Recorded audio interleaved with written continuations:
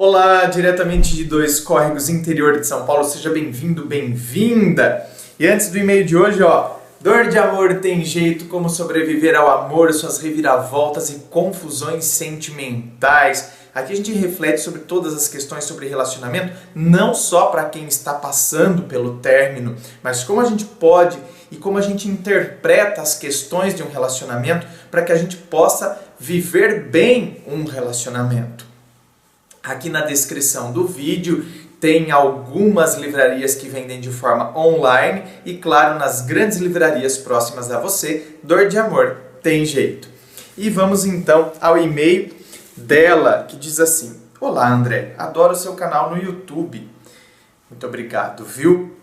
Vejo sempre que posso e já vi que você entende demais da coisa relacionamento.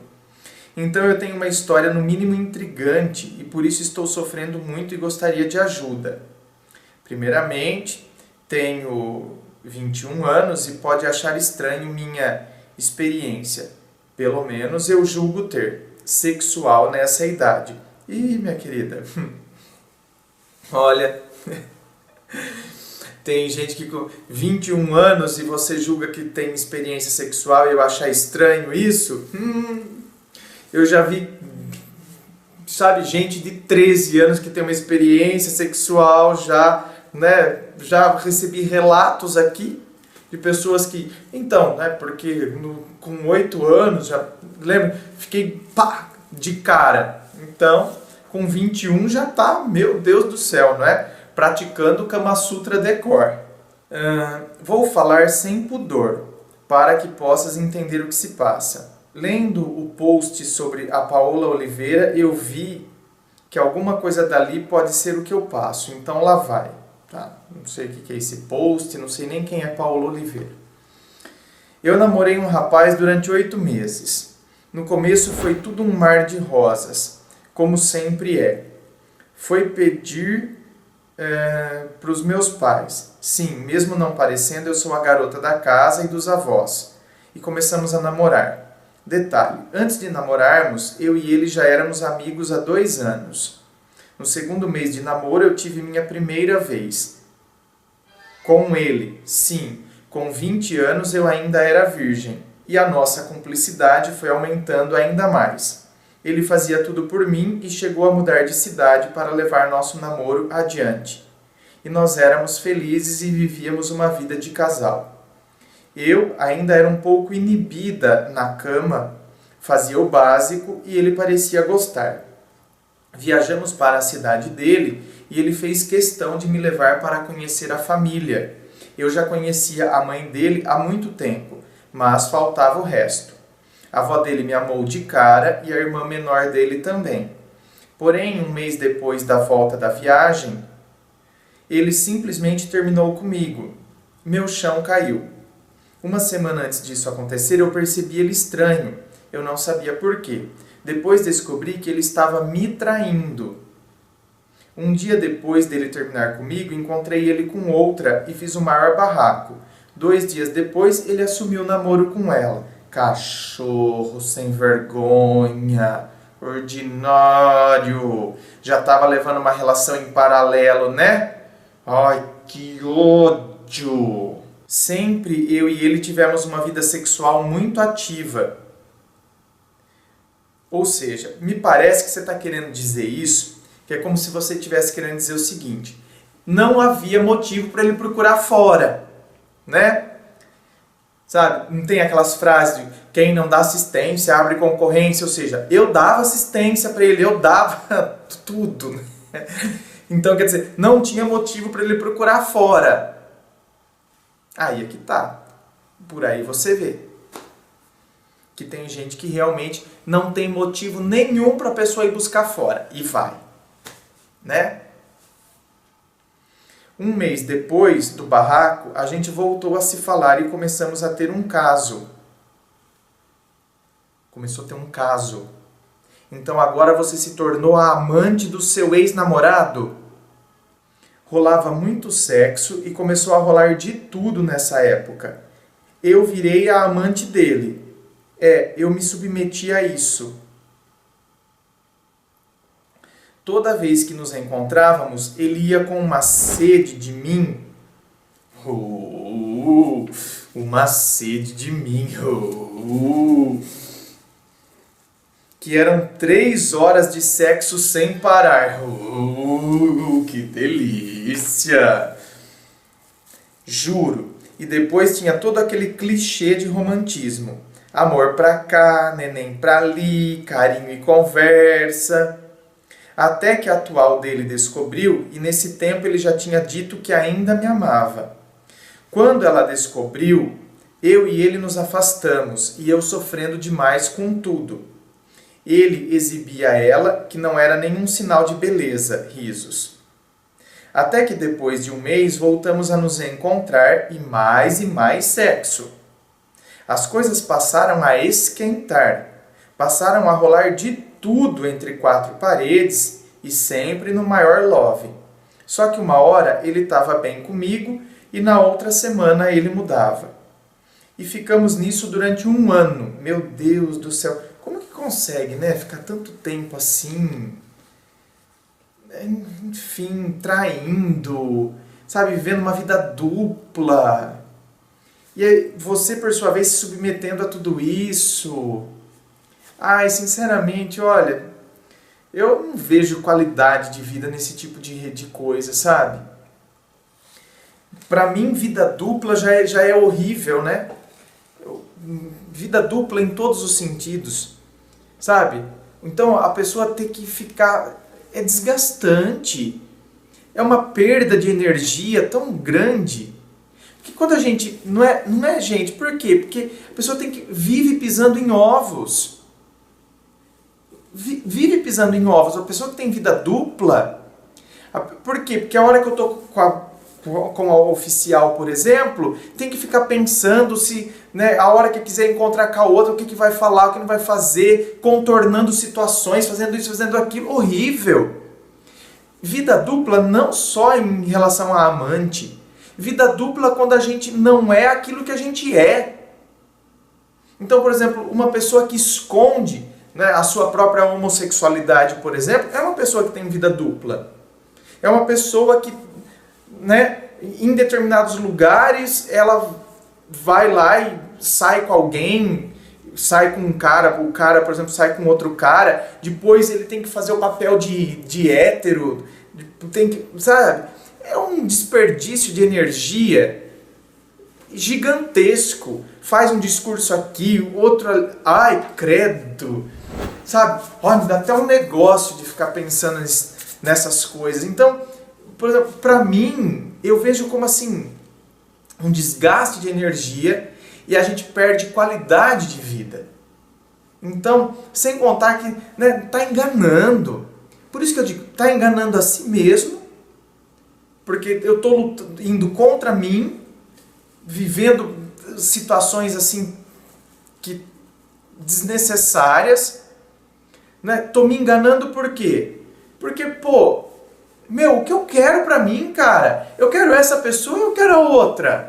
O que eu quero pra mim? Fico me enganando, fico não sabendo o que eu... Sabe? E acha que tá levando...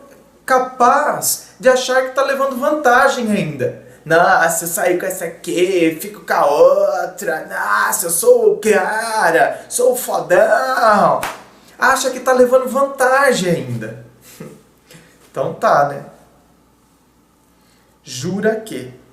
Agora eu mudei de cidade e ele também mudou. Ele sempre disse que é a última vez que a gente vai se ver. Que ele não quer voltar comigo. Ele se envolve com outras, eu acho. Mas sempre quando eu chamo, faço o convite, lá vamos nós para o motel. Ele não me chama no WhatsApp e se eu o chamo, ele responde. Às vezes responde me chamando de neném e outra de mau humor. A gente anda visitando motéis e juro de novo para você, cada vez que a gente se encontra, agora são 5 horas de sexo sem parar. Nossa! Mas eu sofro, pois eu gosto muito dele e ele parece não gostar de mim. Parece não, minha querida. Ele não gosta. E você entrou agora num esquema, por isso que desde o início do seu e-mail, o foco central está sendo o quê, gente? Desde o início do e-mail, sexo. A minha experiência com sexo, porque você acha que é o sexo, né? E é o sexo mesmo que está fazendo com que ele fique com você. Então você está se apoiando no sexo, mas isso não está fazendo bem para você. O sexo é importantíssimo dentro de um relacionamento. Dentro de um relacionamento. Quando a gente tem o relacionamento, você não está neste relacionamento. Então você usa do sexo para ter a migalha, para ter, né, isso aí. E a gente tem que viver de migalha. Então eu mendigo, eu imploro, e eu uso do sexo para atrair a atenção e o olhar dele um pouco para mim. Então eu imploro que ele se volte para mim. E em troca disso, eu então quero mostrar para ele que eu vou ser a própria máquina de sexo. Porém, é isso que amanhã ou depois isso vai pesar em você, hein? Não estou aqui sendo moralista, falando contra o sexo. Mas isso vai pesar por quê? Porque não corresponde ao que a gente quer. Eu quero algo mais dele. Então, quer dizer, e ele não vai me dar isso. Ele só me olha como alguém que faz loucuras sexuais com ele. Só. Tanto que quando ele tá com um tesãozinho à flor da pele também, aí ele te chama de neném, né? No WhatsApp quando você vai mexer com ele. Te chama de neném quando ele tá lá, né? Com aquele fuego. Agora, quando ele já, entendeu? Tá saturado, porque a outra já transou com a oficial também, ele te trata com mau humor. Não é que ele te tratou com mau humor, minha querida. É que naquele momento não é interessante ele chamar você de neném. Porque ele não tá com tesão. Ai, André... Ué, a gente precisa encarar os fatos. A partir daí a gente consegue agir, a gente consegue perceber, eu vou querer isso para minha vida. Amanhã ou depois, isso aí pode, inclusive, por isso que eu falo que isso aí faz mal. Porque amanhã ou depois, isso acaba prejudicando a maneira como a gente se vê. Ou seja, mexe com a nossa autoestima. Porque inconscientemente você começa a se sentir um objeto, uma boneca inflável. Como se fosse uma boneca inflável que vem agora com um monte de acessórios, entendeu? Nossa, você aperta um botão, ela faz... não vou ficar falando, né? Enfim, mas ela faz coisas, meu Deus do céu. Você aperta outro, você programa ela. Nossa, baixei um aplicativo agora que, nossa, ela, né? Meu Deus do céu, ela rodopia, ela pula, ela quica. ela faz horrores. Amanhã ou depois isso compromete a maneira como você se enxerga e como você se vê. Sabe, é um conta-gotas que vai prejudicando você. Por quê? Porque você não se posiciona. Repito, se você o enxergasse só como sexo, e se ele não fosse comprometido, ok, então, a gente só está usando o corpo do outro, beleza, vamos se curtindo, enquanto não aparece ninguém, nada sério, a gente só se curte mesmo, a gente tem tesão, mas a gente não se envolve emocionalmente. Não é o que está acontecendo aqui, entende? A gente às vezes brinca com fogo, e aí a gente se queima. A gente brinca com fogo, ou como a gente diz aqui no interior, a gente cutuca a onça com a vara curta.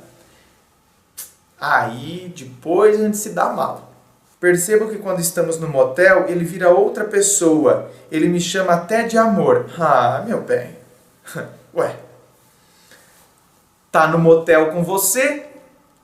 Naquele momento é interessante para ele. Então, naquele momento, lógico, não é? Ele te trata bem, não sei o quê. Mas eu já até falei isso em algum vídeo e repito aqui. Está restrito, o carinho está restrito à cama do motel. O carinho está restrito aos limites da cama. A hora que terminou a cama, terminou o carinho. A hora que ele volta para casa, depois que ele...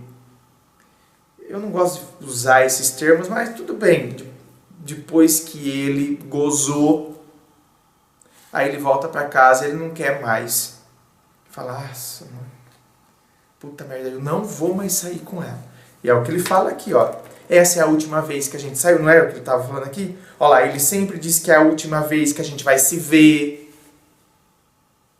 Entendeu? Até ficar com tesãozinho de novo. Entendeu o esquema do tesãozinho que eu falei? Quando tá com tesãozinho, você é neném. Quando não tá com tesãozinho... Ai, o que essa menina fica me chamando aí? Tá merda, já falei que é a última vez que a gente vai se ver. Aí vem o tesãozinho de novo, né? Ai, neném. A hora que tá lá na cama, é o ápice do tesão. Então, amor. Mas aquilo tá restrito aos limites da cama. E quando convém a ele, ou seja, quando ele está com tesão.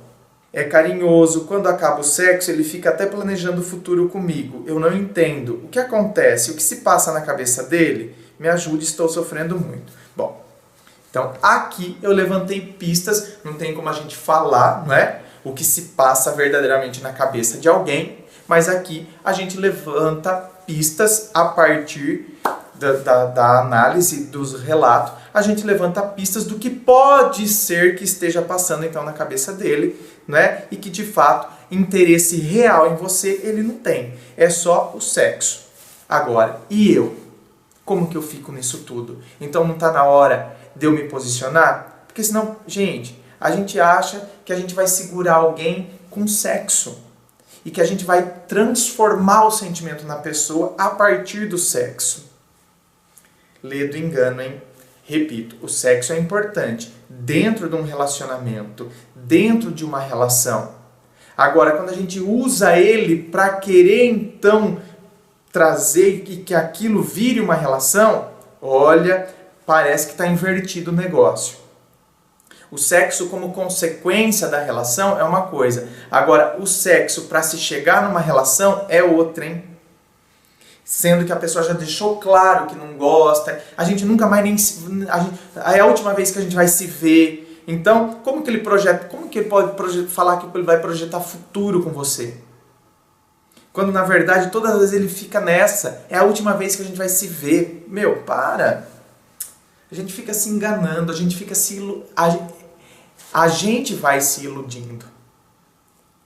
Entende? A gente fica criando ilusões que vão nos fazer muito mal.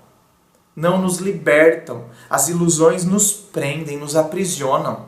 É necessário que a gente quebre com essas grades que nos aprisionam. É doloroso, mas é necessário.